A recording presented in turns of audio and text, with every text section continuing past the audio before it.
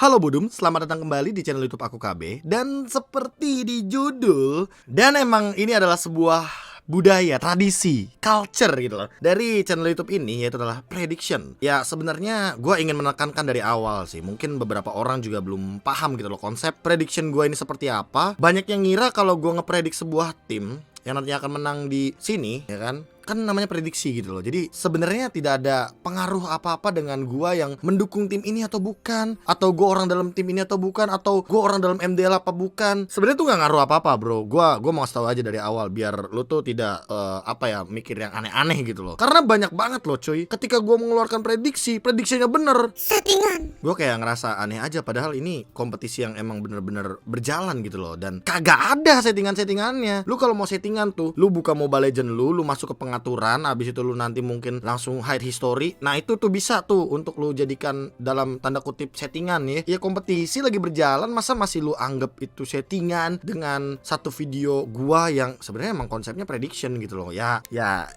udahlah. Pokoknya ya lu be smart aja lah dengan apa yang gua hadirkan di channel YouTube gua ini sendiri. Dan lagi apa sih? Lagi ada yang rame-rame gitu loh di sebelah gitu. Ya nanti itu kita bahas sih yang ungu-ungu ya. Tapi buat sekarang nah dia video prediction untuk MPL Indonesia, MPL sih jadinya MDL Indonesia season yang kelima, karena akan berlangsung hari Jumat sampai dengan Minggu. Let's go. Oke, sebelum kita masuk ke bracket untuk MDL season yang kelima ya, gue ingin memberitahu bahwa ini adalah bracket MDL Indonesia season yang keempat, playoff. Oke, season yang keempat ya mungkin udah beberapa dan udah banyak banget yang mungkin sampai di-upload di TikTok atau segala macamnya.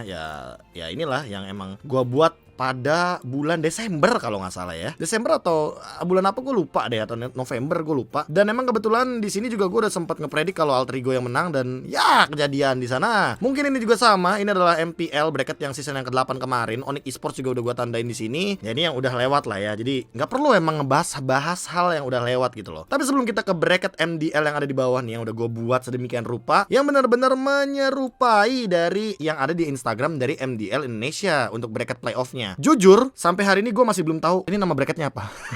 Jujur aja dulu ya, gue belum tahu nama bracketnya apa. Yang di atas itu bener-bener punya keuntungan hanya bermain di tanggal 17 April. Nah, untuk nantinya, jadi selama MDL ini berjalan, perharinya itu akan ada 3 match. Yang pertama adalah match ini, match pertama ya kan, yang sesuai dengan di sini, match pertama. Ini selanjutnya untuk match kedua masih di tanggal 15 April, sama ini juga match yang kedua. Terus untuk yang di match ketiganya tetap akan ada di 15 April. Cuma ini adalah bracket yang selanjutnya yang udah diamankan oleh tim yang lebih punya keuntungan di standings, gue bilangnya di klasemen lah, di klasemen waktu regular season. Kayak kita mungkin ambil contoh kali ya, kalau misalkan kita ngeliat dari standings yang ada, itu kan cuma ada 10 tim yang bertanding. Jadi yang bertanding duluan tuh dari 10 sampai dengan 7. Habis itu yang bertanding selanjutnya adalah yang 5-6 gitu kan, 6-5 lah. Terus naik lagi 2. Ya alhasil ya, kalau misalkan kalian juga penasaran, cek aja di mdl.indonesia, bracketnya persis sama seperti ini. Dan kalau gitu langsung aja kita mulai untuk predictionnya. Dan sekali lagi gue tekankan di sini ya, prediction yang gue buat adalah sebuah prediksi yang bisa kalian lakukan juga di kolom komentar atau bahkan di Instagram. Kalian tinggal foto, kalian nanti tag gua di @kbggwp. It's free,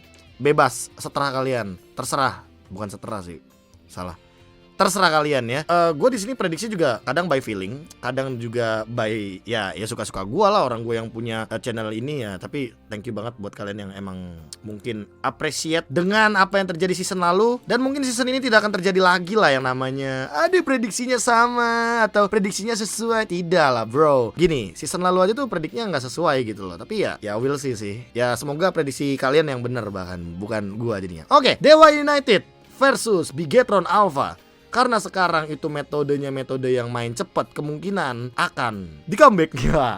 Bigetron Beta sebenarnya kuat coy buat buat mainin comeback gitu. Gue suka lah gameplay comebacknya Bigetron Beta. Mereka tuh selalu mainin 3 game. Mereka tuh kayak ngebaca di game yang pertama, kalah nggak apa-apa, game kedua dibalikin. Tapi Dewa United juga kuat di sini masalahnya. Tapi ada kekuatan yang menurut gue Bigetron Beta tuh lebih punya, yaitu kestabilan dari roamer sama junglernya gitu. Apalagi di match yang terakhir kemarin tuh gue ngelihat, wow, Bigetron Beta lumayan kuat lah. Tapi kayaknya match playoff ini emang match yang menurut gue lumayan nggak bisa ditebak. Kalau misalkan ngeliat dari Dewa United Esports pas kemarin ya, pas season kemarin tuh mereka bisa dibilang di sini ya tidak ada gitu loh, ya kan? Mereka kan tidak lolos gitu loh untuk season lalu. Jadi karena mungkin di sini minimnya pengalaman mereka di playoff, dan juga mengingat kalau misalkan ngomongin playoff itu kan unpredictable ya. Menurut gua di sini kayaknya Bigetron Beta sih yang menangin matchnya. Dengan syarat mereka bermain late game. Kokos Esport ketemu sama Bigetron Beta untuk match yang ketiga. Nah, selanjutnya adalah match yang kedua ini, RRQ Sena melawan Rebellion Sinai. RRQ Sena lawan Rebellion Sinai menurut gua sama-sama disiplin sih. Sama-sama disiplin ya. Gua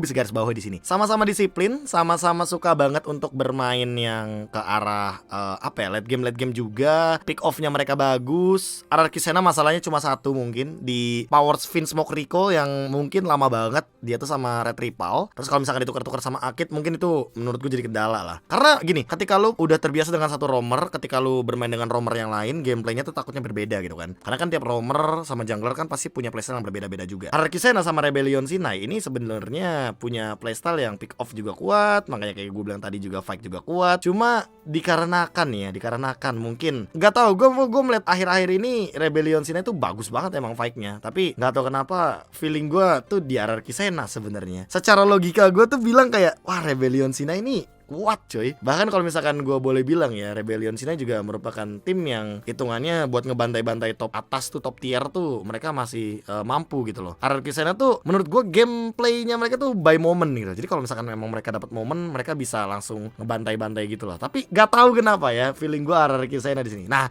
kayak gue bilang tadi tuh, gue kadang pakai data, kalau yang namanya prediksi ya kan. Kadang gue ya pakai feeling. Cuma ya kalau misalkan emang menurut kalian, pendapat kalian berbeda, hasilnya juga berbeda, ya balik lagi. Di sini gue cuma memprediksi bro, nggak ada ruginya, nggak ada untungnya juga buat kalian gitu loh. Next, kalau begitu kita geser sedikit match yang ketiga. Tapi sebelumnya kayaknya nggak boleh terlalu jauh ya gesernya. Gini, match ketiga akan dimainkan pada hari yang sama. Di sini, malah menurut gue yang diuntungkan adalah Kokos Esport. Kenapa? Karena mereka tuh udah sempat ngeliat Bigetron Beta. Bigetron Beta bisa banget untuk kecapean, dan bahkan di sini ya menurut gue bisa jadi dua tim yang punya tim MPL ini dua-duanya kalah kemungkinan terbesarnya. Gue udah pernah ngeliat tuh skenarionya kayak wah gila, ngeliat tim yang mungkin di MDL season yang keempat, wah itu tuh kalau ada tim MPL-nya mereka kerat banget. Gue akuin mereka kerat banget. Tapi ternyata ini Kokos sama Paps ini emang menurut gue dua tim yang ada di match 3-4, yang artinya mereka kan ada di standing setengah-tengah gitu kan, 5-6 gitu kan. Jadi menurut gue mereka tuh yang emang bener-bener menampar gue juga di season yang kelima kali ini, bahwa ya tim yang gak ada MPL-nya juga gue scrim sama cuy, gue scrim sama tim PH gitu loh. Jadi ya gue nggak berbeda jauh gitu loh sama mereka. Makanya gue bilang di sini kemungkinan terbesar